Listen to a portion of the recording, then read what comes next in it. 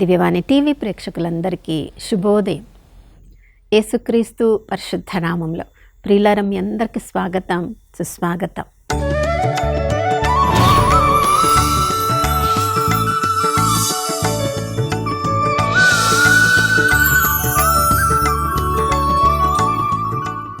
గత దినమంతా మనము ఊహించిన దానికంటే ఎన్నో రెట్లు ఉన్నత స్థితిలో ఉంచిన ఆ ప్రియ పరలోకపు తండ్రికి, యేసుక్రీస్తు ప్రభుల వారికి, మనలోనే జీవిస్తూ ఉన్న పరిశుద్ధాత్మదేవునికి మనసారా వందనాలు తెలియచేద్దాం.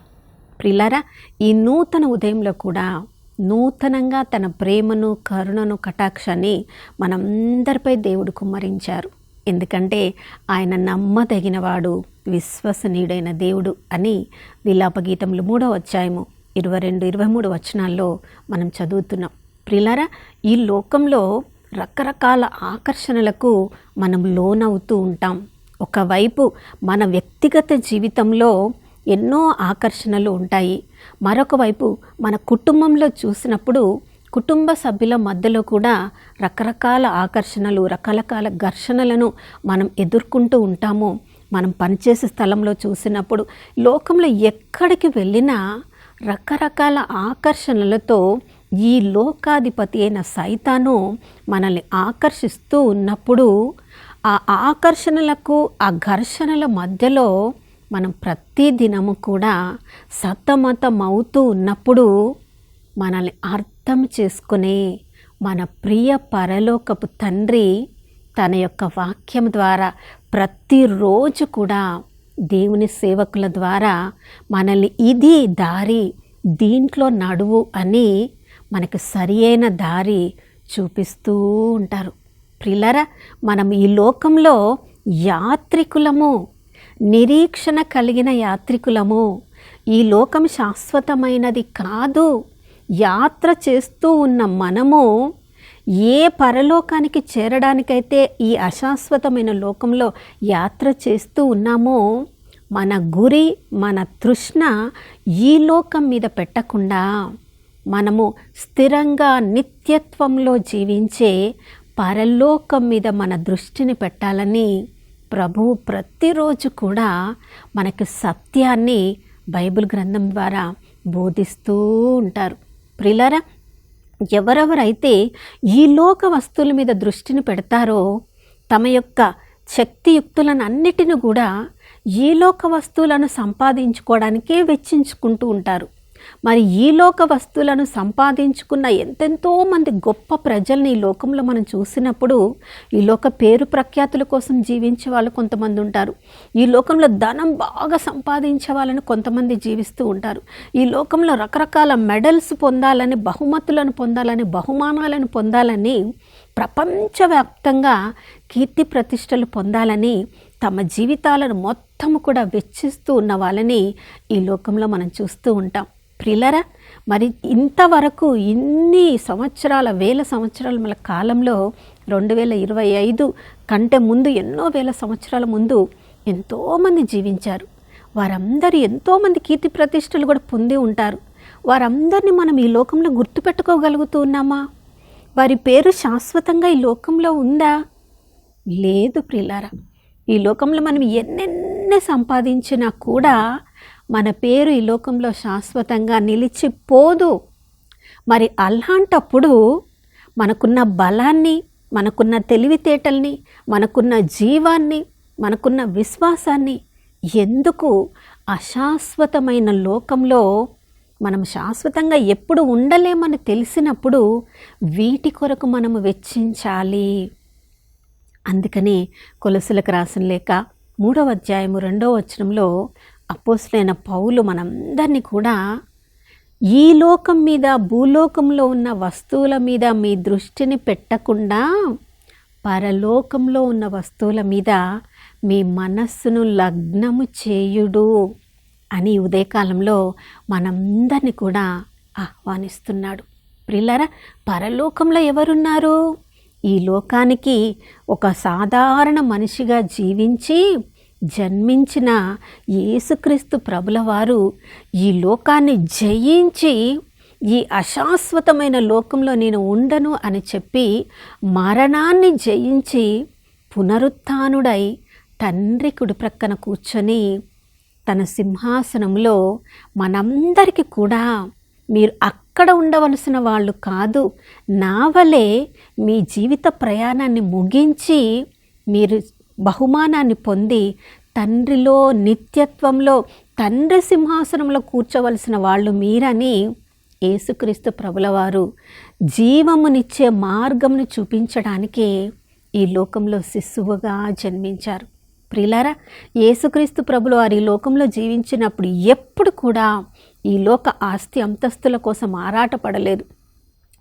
ఈ లోకంలో జీవించే జంతువులకి కూడా నివాస స్థానములు ఉన్నాయేమో, కానీ దేవుని కుమారుడికి ఇక్కడ తలదాచుకోవడానికి చోటు కూడా లేదని తన నివాసం మీద దృష్టిని పెట్టలేదు, పేరు ప్రఖ్యాతుల మీద దృష్టి పెట్టలేదు. ప్రియులారా, యేసుక్రీస్తు ప్రభుల వారు చేసిన అద్భుతములు, ఆశ్చర్యకార్యములు, స్వస్థతలు అవన్నీ పుస్తకంలో లిఖించగలిగితే ఈ ప్రపంచమంతటి పుస్తకమే సరిపోదంట. అంటే ఆయనకి ఎంత కీర్తి, ఎంత ప్రతిష్ట ఉండవచ్చు కదా. అది ఇక ఈ లోకం ఉన్నంత వరకు కూడా ఆ కీర్తి ప్రతిష్ట అలా ఉంటుంది. కానీ ప్రభు దాని మీద దృష్టిని పెట్టారా? ఎంతమందిని ప్రభు స్వస్థపరచినప్పుడు ఎవరికి దీన్ని చెప్పవద్దు అని కూడా చెప్పారు. ఆ కీర్తి ప్రతిష్ట కొరకు ప్రభు వేచి ఉండేవాళ్ళైతే దీని గురించి అందరికీ చెప్పు అని చెప్పేవాళ్ళు. ప్రియులారా, యేసుక్రీస్తు ప్రభుల వారే మనకు మంచి మార్గదర్శి. ఈ లోకంలో దేని మీద కూడా ప్రభు దృష్టిని పెట్టలేదు.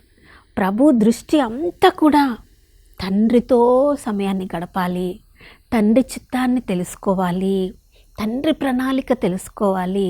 తండ్రి ఈరోజు ఏం చేయమంటున్నారు, ప్రార్థనలో నేను కూర్చొని తండ్రి ఏమేం పనులు చేస్తున్నారో అదే నేను చేస్తూ ఈ లోకంలో నా జీవితాన్ని ముగించాలి, తిరిగి తండ్రి దగ్గరికి చేరాలి, తండ్రి ప్రక్కన కూర్చొని సింహాసనంలో ఆ తండ్రిలో ఆనందించాలి. నా ప్రియ సహోదర సహోదరి, మరి మన దృష్టిని ఈ లోకంలో ఎక్కడెక్కడ పెట్టామో? ప్రియులారా, ఇద్దరు యజమానులను ఏ సేవకుడు కూడా ఆయన సేవ చెయ్యలేడు. దైవము, ద్రవ్యము రెండు మనకి కావాలంటే ఆ రెండిటిని ఎప్పుడు మనం పొందలేము. ఒకవైపు నేను ఈ లోక వస్తువుల మీద నా మనసును పెడతాను, కానీ నాకు పరలోకం కూడా కావాలంటే అది అసాధ్యము. ప్రియులారా, ఒక రైతు విత్తనాలను వేసేటప్పుడు మంచి సాదు చేయబడిన భూమిలో వేసినప్పుడే పంటను కోసుకుంటాడు. అతడు బాటలో వేసిన విత్తనాల నుంచి పంటను కోసుకోలేడు, ముళ్ళలో పడిన విత్తనాల నుంచి పంటను కోసుకోలేడు, రాతి నేల మీద పడిన విత్తనాల నుంచి పంటను కోసుకోలేడు. తన భూమిని సాగు చేసి మంచి భూమిలో వేసిన ఆ పంటను మాత్రమే అతడు ఎదురు చూస్తూ ఉంటాడు, దాన్ని మాత్రమే తను కోసుకోగలుగుతాడు. ప్రియులారా, రైతు ఏ విధంగా సాగు చేయబడిన నేలలో వేసిన విత్తనములు ఆ వేసిన రోజు నుండి కూడా దాని గురించి ఎంతో శ్రద్ధ వహిస్తూ ఎన్ని నెలల పాటు సహనముతో, ఓర్పుతో ఎదురు చూసినట్లు ఈ లోకంలో నిరీక్షణ యాత్రికులుగా జీవిస్తున్న మనము ఆ నిత్యత్వంలో తండ్రితో చేరే వరకు కూడా సహనముతో, ఓర్పుతో ఎదురు చూస్తూ ఉండాలి. అవును ప్రియులారా, సహనము, ఓర్పు మనము కలిగి ఉండాలంటే అదంతా చాలా సులభమైంది ఏమీ కాదు. మనము ఎంతో శ్రద్ధతో మనము వెలను చెల్లించవలసి ఉంటుంది. ప్రియులారా, ఈ లోకంలో దేవుని సేవకులుగా జీవించడానికి, దేవునికి ప్రియమైన వారంగా మనము జీవించడానికి కొన్నిసార్లు శ్రమ పడవలసి ఉంటుంది. యోబు జీవితాన్ని మనం చూసినప్పుడు చూడండి, మొదటి అధ్యాయంలో దేవుడు అన్నీ కూడా ఇచ్చారు, కానీ అన్నీ కూడా తీసుకోవడానికి సైతానికి అవకాశం ఇచ్చారు. చూడండి, అన్ని ఆశీర్వాదములు ఉన్నప్పుడు యోబు భార్య అతనితో కలిసి ఉంది, కానీ అన్నీ పోగొట్టుకున్నప్పుడు యోబుకి ఏమని సలహా ఇస్తుంది?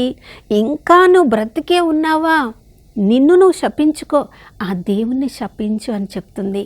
కానీ అన్ని శ్రమల మధ్యలో కూడా యోబు ఎంత ఓపిక కలిగి ఉన్నాడు చూడండి, ఎంత సహనాన్ని చూపిస్తున్నాడు చూడండి. నువ్వు ఒక తెలివి తక్కువ అమ్మాయిలాగా మాట్లాడుతున్నావు. దేవుడు అన్నీ మనకిచ్చినప్పుడు అన్నీ మనం పొందాము, కానీ దేవుడు మరి ఏ కారణం లేకుండా మన జీవితంలో శ్రమలను ఆయన మనకు అనుగ్రహించరు. దేవుని ప్రణాళిక ఏముందో మనకు తెలియదు. శ్రమలు కలిగినప్పుడు ఎందుకు దేవుని మనం శపించాలి? ప్రియులారా, అన్ని శ్రమల మధ్యలో అన్ని కోల్పోయి కూడా ఎంత సహనాన్ని ప్రకటిస్తూ ఉన్నాడు.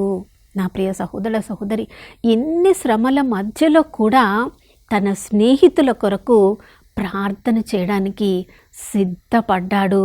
ఆ స్నేహితులు ఏమైనా తనతో శ్రమలు కలిగినప్పుడు యోబు గురించి ఏమైనా మంచిగా మాట్లాడారా? యోబులో ఉన్న తప్పొప్పులను ఎత్తి చూపించడానికే వాళ్ళు ప్రయత్నించారు.